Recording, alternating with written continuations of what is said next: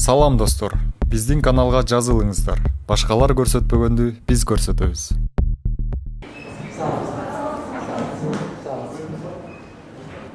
Жакшы келечекке кадам таштап бир кесип тандайсың, кайсы жогорку окуу жайга барабыз же тандадың бүттү да. Ошол боюнча бир акылдашалы сүйлөшөлү деген максатта жыйналсаңар керек. Бүгүнкү күндүн ысыгына карабастан жыйналып аткандан кийин демек карап турам 99% кыздар. Балдар жатса керек азыр көлөгөдө салкын жерде болуп. Ысыкта биз көп деле чыга бербейбиз эки жака. Бизде болбойт андай ысыкка чыкканга дегендей болуп. Кыздар дайым көп учурларда айтып келем, эң туруктуу, эң күжүрмөн бизди коомду алга сүрөй турган биздин кыргыздын керемет кыздары деп. Ошону бүгүн дагы тастыктап отурасыңар. Келечегиңер кең болсун, кандай максаттарды алдыңарга койгон болсо, ошону жеткенге жараткан өзү жар болсун. Мындай кылабыз, бүгүнкү сүйлөшүүнү ачык жасайбыз. Өзүңүздөрдүн атыңыздарды айтсаңыздар, кандай сурооңуздар болсо так кыска берсеңиздер, ошол суроолорго жооп берсек. Туура болобу? Жашоодогу бактылуулуктун сыры эмнеде? Анан дагы бир суроом, бул мени ойлондурган суроолордун бири. Азыркы учурда бул Кыргызстандын жаштарына эмне керек? Бактылуулуктун сыры. Жашоого койгон максат эмнеде? Дейл Карнегини билесиңерби? Окудуңарбы? Мына ошодон бир мисал келтирейин силерге. Бир бала дейт, ошол Дейл Карнеги өзүн айтат. Жап-жаш болуп жүрүп, чуркап жүрүп, 5 жерде иштей албай дейт, 5 жерден жумуш таппай. Джон Стейнбекти уккансыңарбы? Джон Стейнбектин турмушунан. Бут кийим алганга акчам жок дейт. Тамак ичерге акчам жок дейт. Нью-Йорк шаарында ошондой бир курьер болуп жумушка кирдим дейт. Бүгүн пицца ташып атасыңарбы? Ал кезде гези ташчу да. Бүгүн гези ташыган киши жок, китеп ташыган киши жок. Бүгүн пицца ташыйт.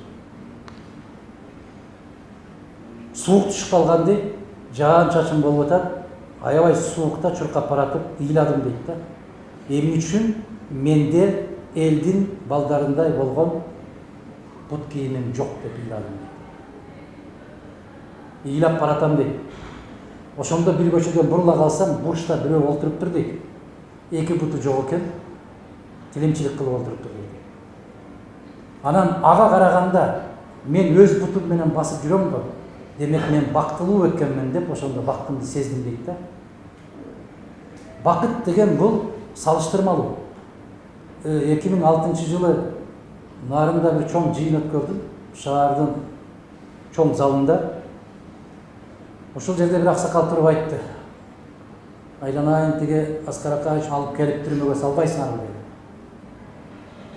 Мен айттым, аксакал, жашыңыз канчада, момчада дейт. Канча коюңуз бар деди. Жетет дейт, 30-40 коюм бар дейт. Момча уюм бар дейт. Көрдүңүз аксакал?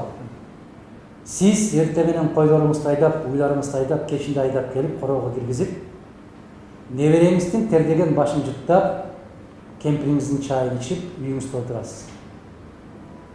А киши Кудайдын түрмөсүндө отурат. Кыргызстанга келе албаса, апасы өттү келип топурак сала албаса, Куран окута албаса, агасы өттү келе албаса, Куран окута албаса, бул деген ааламдын түрмөсү эмеспи? Десем ошол жерде эл тура калып кол чагып жүрөт. Биз адамдын ойлоп тапкан түрмөсүнөн эмес, жараткандын түрмөсүнөн коркушубуз керек. Эгерде жүрөгүң капаска түшүп калса, бул жараткандын түрмөсү. Мен да Нарын областына караштуу Кочкор районунан келдим. Мен суроом, бул жашоодо эмнеге өкүнөсүз? Бул биринчи суроом да. Экинчи суроом, динден да кеп кылып жатасыз, өзүңүз намаз окуйсузбу? Рахмат, иштериңизге ийгилик. Мына мен 14-жылы өмүр, өкүнүч, кубаныч деген бир макала жаздым эле. Жаңырды деген гезитине жарыяланган. Өкүнүч аябай көп. Мен өкүнөм. Бүгүнкү күндө биздин кечеки жадырап жайнап турган бак деп оозуна ар жагынан жүрөгү көрүнгөн ушунчалык акпейил элибиз эмне үчүн мындай майдаланып кетти? Ошого өкүнөм. Биздин жигиттер эмне үчүн жигит боло албай калды? Ошого өкүнөм. Биздин кыздар эмне үчүн аял затка таандык назиктигин жоготуп койду, ушуга өкүнөм. Биздин жаштар эмне үчүн сабатсыз болуп баратат, ушуга өкүнөм. Биздин аксакалдар эмнеге эки сүйлөйт, ушуга өкүнөм. Биздин жетекчилер эмне үчүн чечим кабыл ала албайт, ушуга өкүнөм. Өкүнүч ар кадамда бар. Ар бир кадамда өкүнүч бар. Ошондуктан жалгыз эле мынага өкүнөм, а буга өкүнбөйм дегендин өзү туура эмес.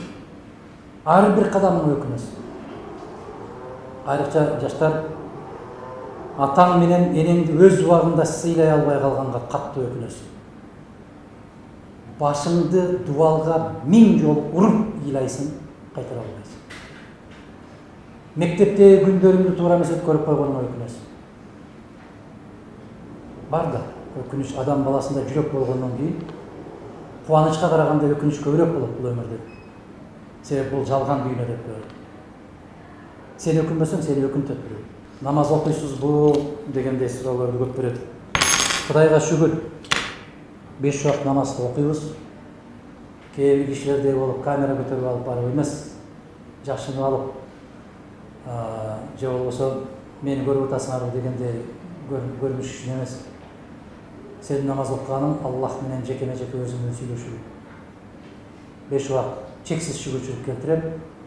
Биз кыйындыгыбыздан, же болбосо местүүлүгүбүздөн окубайбыз намазды.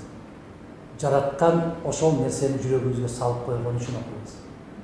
Жараткан өзү чакырган гана киши барат мешитке. Чакырбаган киши барбайт. Бизди ошол чакыргандардын арасына кылып койгон үчүн чексиз шүгүрчүлүк келтиребиз.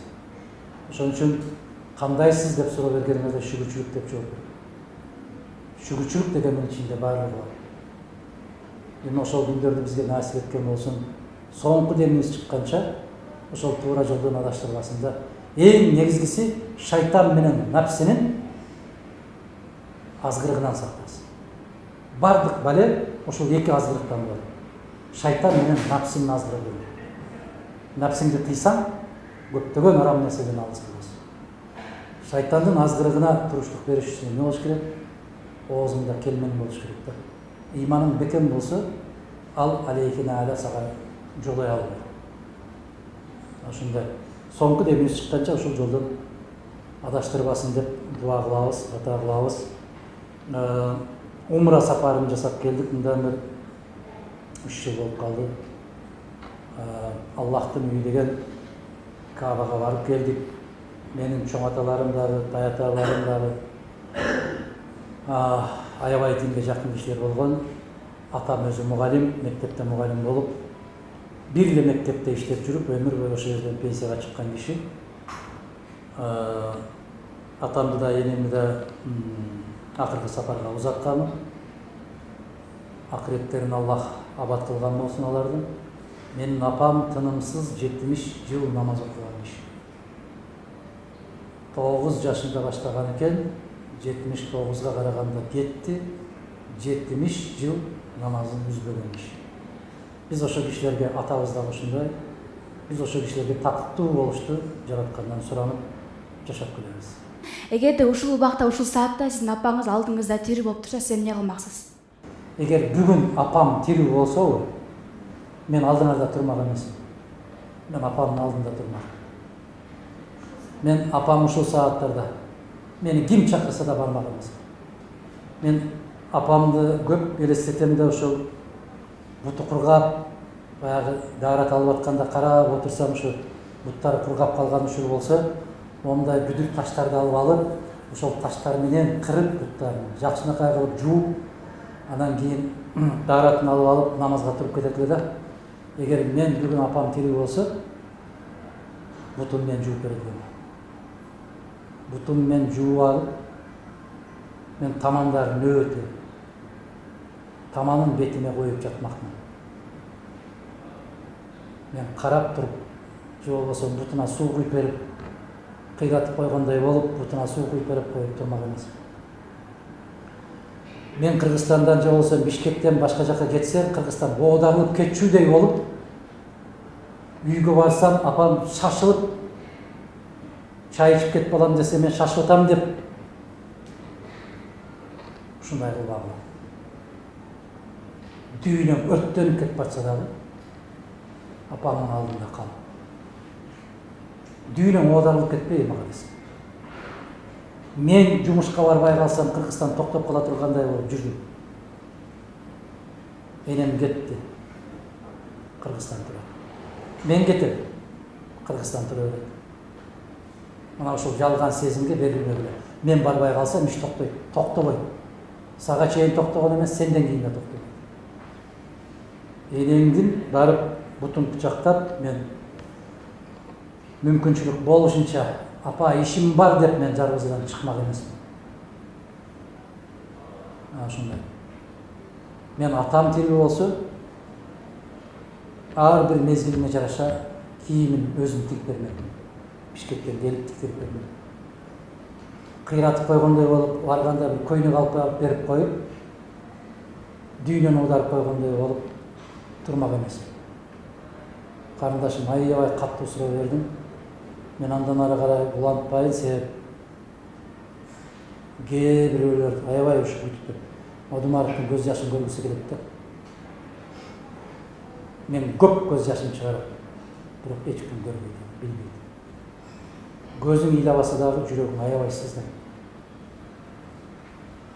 Ошон үчүн кимдин ата энеси бар болгон болсо, көп эрдик жасабагыла. Ошол эненин батасын ала берсеңер, атанын батасын ала берсеңер, рахаттын баары ошонун ичинде.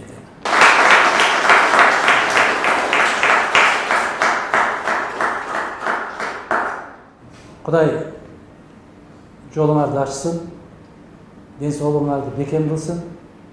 Ар кандай бөөдө кырсыктардан, асман жерден келүүчү барьерлерден өзү сактаган болсун.